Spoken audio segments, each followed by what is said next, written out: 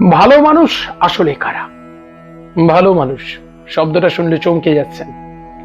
আমার কাছে ভালো, আপনার কাছে খারাপ, আবার আপনার কাছে লোকটি খুব খারাপ, আমার কাছে খুব ভালো। একই মানুষ বিভিন্ন জায়গায় বিভিন্ন রকম হয়ে ওঠেন। কিভাবে হয়ে ওঠেন? এই যে আসলে মানুষের man is a mixture of good and evil, মানুষের মধ্যে ভালো মন্দির দুটো মিশ্রণ আছে। কাম, ক্রোধ, লোভ, মদমোহ, মাৎসর্য, ঈর্ষা, দেশ, হিংসা, এগুলো ক্রূরতা, এগুলো যেমন আছে, তার সঙ্গে প্রেম, ভক্তি, ভালোবাসা, দয়া, মায়া, ক্ষমা, এগুলোও আছে, মানুষের মধ্যেই আছে। এখন এর ব্যালেন্সে চলে, মিক্সচারে চলে। কিছুটা লাল দিলাম, কিছুটা নীল দিলাম, বেগুনি রং হয়ে গেল। আবার নীলের পরিমাণটা বাড়ালাম, লালের পরিমাণটা কম দিলাম, রংটা চেঞ্জ হয়ে যাবে। ঠিক তেমন প্রকৃত মানুষ, তার মানসিকতা এইভাবে বদলে যায়।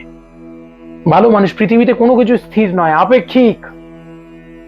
পৃথিবী স্থির ভাবছেন, পৃথিবী নিজের কক্ষে ঘুরছে, পৃথিবীকে কেন্দ্র করে চাঁদ ঘুরছে, আবার এই পুরো সিস্টেমটা সূর্যকে কেন্দ্র করে ঘুরছে, সূর্য আবার প্রকৃত স্থির নেই। তাহলে আজকে জগৎ আপেক্ষিক, যা আছে ব্রহ্মাণ্ডে তা আছে দেহমাণ্ডে। আমাদের মধ্যে এইরকম ভালো মানুষ খারাপ মানুষ বলে প্রকৃতই কেউ নেই। সবাই ভালো মানুষ, সবাই খারাপ মানুষ। মানুষ যখন তার শুভ চেতনাকে উন্নীত করে চলে, তখন তার চেয়ে ভালো কেউ নেই। আমি দেখেছি বহু খারাপ মানুষ যাকে বলেন, তার মধ্যেও একটা সরল মন আছে, তার মধ্যেও একটা ভালো মানুষ জেগে আছে। পথের কুকুরটা মারা গেছে বলে তার চোখ দিয়ে টপটপ করে জল পড়ছে, তার মধ্যে তাহলে সেই দয়া মায়া ক্ষমা আছে বলেই পড়ছে। আবার দেখেছি নিজের আপনজন মারা গেছে, তাদের আনন্দ উল্লাস, তাহলে সেটা আমি দেখেছি। তাহলে তার চেয়ে খারাপ কেউ নেই। তাহলে এগুলো কিন্তু মানুষের মধ্যে আপেক্ষিক। যেমন সঙ্গে পড়বেন আপনার সেই রকম ভাব উদ্দীপিত হবে। যেমন আইসক্রিম দেখলে জিভটা লক লক করছে আইসক্রিমটা থাকলে, কিন্তু ওখানে নিম পাতা ভাজা থাকলে কিন্তু আর জিভটা লক লক করে না। তা যেরকম ভাবের উদ্দীপন হবে মানুষের মানসিকতা তেমন তৈরি হয়ে যাবে। আমি বাস্তব দেখেছি, পৃথিবীতে ভালো মানুষ বলছি না, কেউ নেই, খারাপ মানুষও কেউ নেই। মানুষ নিরপেক্ষ, যেমন ভাবের উদ্দীপন হয় ঠিক তেমন তৈরি হচ্ছে।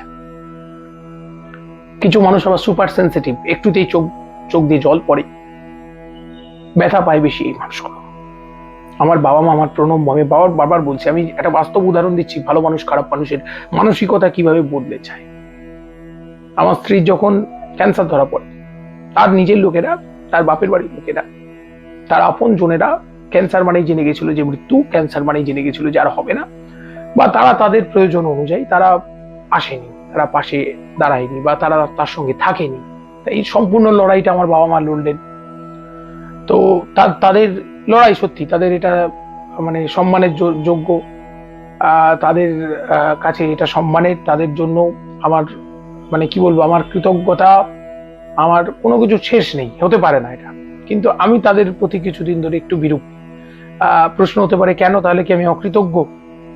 কারণ হচ্ছে দেখুন, এই যে সৎসঙ্গে স্বর্গবাস, বারবার করে বলছি, যেমন সঙ্গ যেমন ভাবের সংস্পর্শ হবে সেই মানুষ তেমন গঠিত হয়।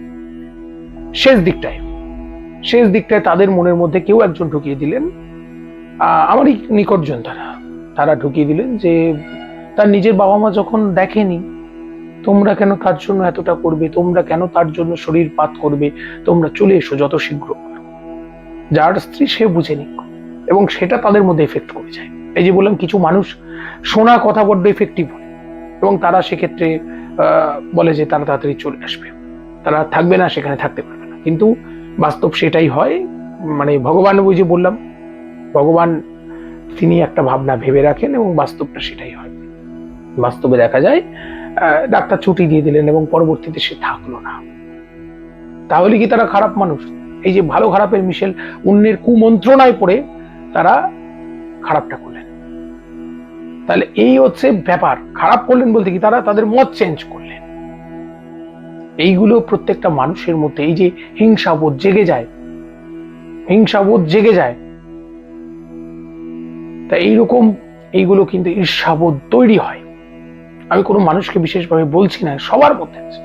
তাহলে ভালো মানুষ খারাপ মানুষ আপেক্ষিক। এর জন্যই দরকার আত্মসংযম, এর জন্য দরকার সৎসঙ্গ, সাধু সঙ্গ। এর জন্য দরকার সাধু সঙ্গ, মানে কি কোনো ধর্মীয় আসরে সঙ্গ করতে বলছি না আমি, কিছু পজিটিভ মানুষের ভাইব্রেশন, পজিটিভ মানুষের সঙ্গ করা। এতে মানুষের চেতনা স্তর উন্নীত হয়, সে ভালো মানুষ হয়, ভালো ভাবতে শেখে, তবেই কিন্তু সে ভালো মানুষ হয়ে ওঠে। আজকে ভালো মানুষের প্রভাব। ঠিক আছে, বোঝাতে পারলাম? ভালো মানুষ, খারাপ মানুষ, আর খারাপ মানুষ কেউ নেই। প্রতিটা খারাপ মানুষের মধ্যেও ওই যে বললাম, তার ভেতরে থাকা ময়লা ধুলো এগুলো যদি ঝাড়ে ফেলতে পারে, সেও ভালো মানুষ হতে পারে। শুধু ভাবনা, পার্থক্য আছে ভালো মানুষের খারাপ মানুষের, ভাবনার পার্থক্য, সেটা ঠিক হোক। কথাগুলো ভালো লাগলে প্রত্যেকে শেয়ার, লাইক, সাবস্ক্রাইব যা যা করতে হয় করে সঙ্গে থাকবে। পরবর্তী পর্বে বিস্তারিত আলোচনা হবে, সঙ্গে থাকুন।